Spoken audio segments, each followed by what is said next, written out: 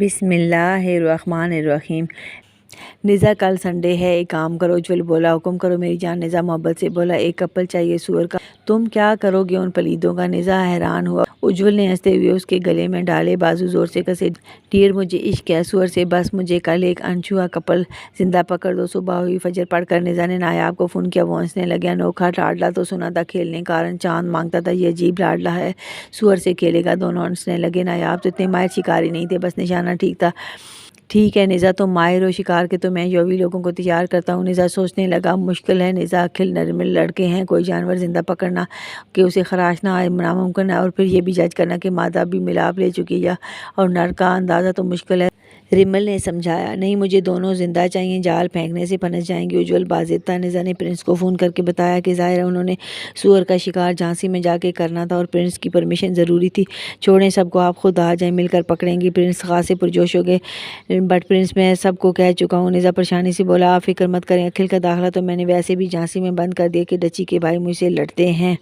Sunday کو نزا سب کو ناراض کر کے جھانسی چلا گیا۔ پرنس، نوجوت، امل جوت اور نزا کو جلیان نے بہت گائیڈ کیا۔ چاروں نے جم کر شکار کھیلا، مگر زندہ سور نہ پکڑ سکے اور جال ڈالنا ایک ناممکن عمل تھا۔ نزا کو شکار لیا مگر نرمل لوگوں سے بچ نہ سکا۔ انہوں نے سارے کھیتوں میں دوڑایا اور کافی پیٹ ڈالا۔ نزا پٹ کر پڑ رہا تو نایاب جسم دباتے تھے، چپ کراتے تھے، انہوں نے آ کر چھڑایا تھا۔ اکھل، نرمل، یوون، بائبل اور شفق، یہ پانچوں 5 انگلیوں کی طرح آپس میں جڑے ہوئے تھے۔ وہ بھی بیٹھ گئے اور نزا کو چومنے لگے۔ سارا دن ہم کرتے رہے، پہلے روز تھی اور تم مڑ مڑ کے اسی کے ماں جیسے اڑتے تھے۔ اب پرنس ہے، نہ لینا نہ دینا، جھانسی میں گھسنے نہیں دیتے۔ سارے نزا کو سمجھاتے تھے۔ اجول کے اصرار پر ایک چھٹی کی اور سارے شکار پر گئے۔ اکھل، تم کیوں آئے ہو جھانسی؟ پرنس بگڑنے لگے۔ اکھل بے حد اتھرا اور بولڈ انسان ہے، قریب چلا گیا۔ بدلے میں میرے ساتھ رات بتا لیجیے گا۔ وہ آنکھوں میں آنکھیں گاڑ کر بولا تو پرنس نروس ہو گئے۔ چھی، وہ شرما گئے تھے۔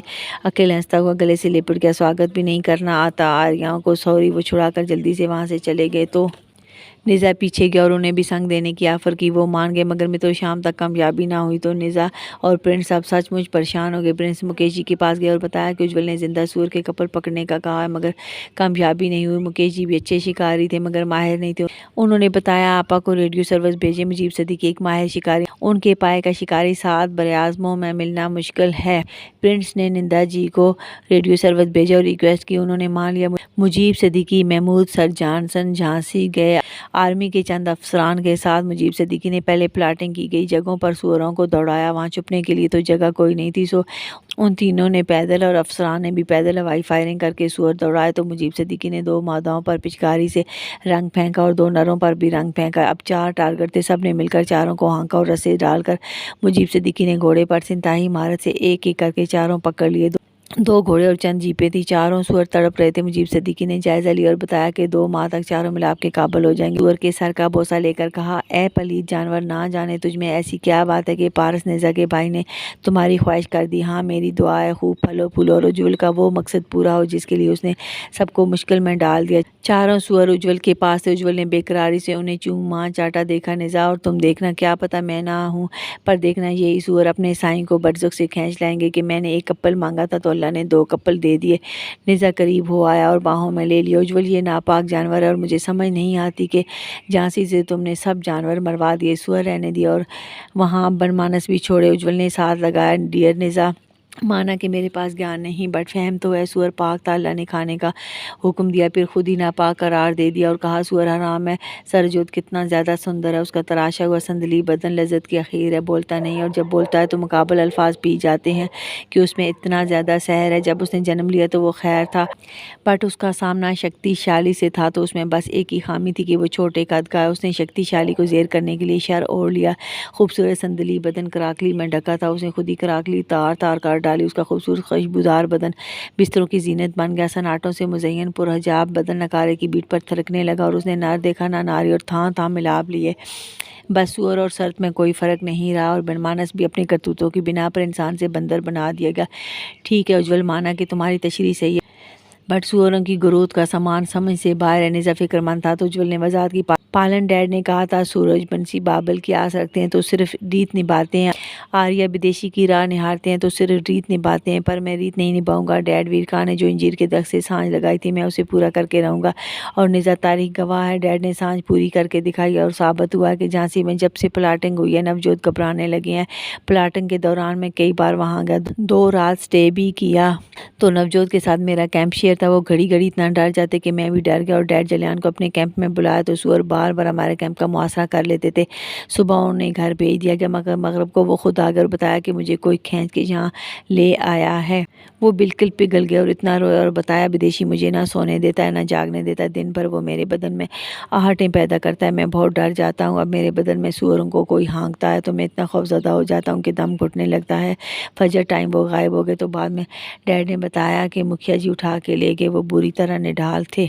डैड जलियान ने बताया कि यहाँ कई बार अकेले आते हैं तो मादाएं आ जाती हैं तो ये दूध पी लेते हैं। फिर मैंने बहुत सख्ती की, अकेला निकलने नहीं देता कि सुअर नापाक है, उठा के ले जाएगा।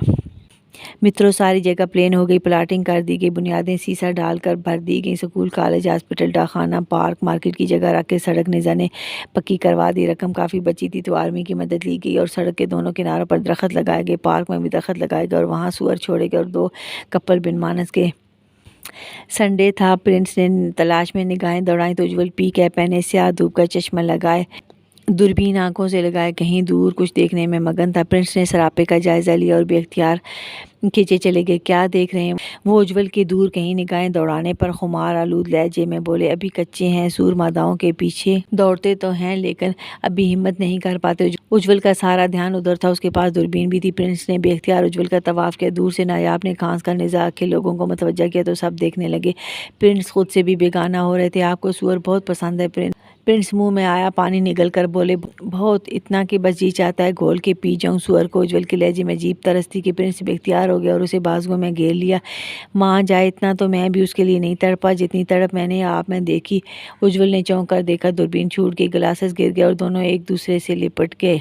उज्जवल ने एक लेग उनकी कमर से लिपटा ली तो निज़ा मुस्कराया और मुंह के गिर्द दोनों हाथों का दायरा बनाकर आवाज़ लगाई, पर्दा करवा दूं। दोनों घबरा कर अलग हो गए। देखा तो काफ़ी फासले पर सब खड़े उन्हें तकते थे। प्रिंस भाग गए।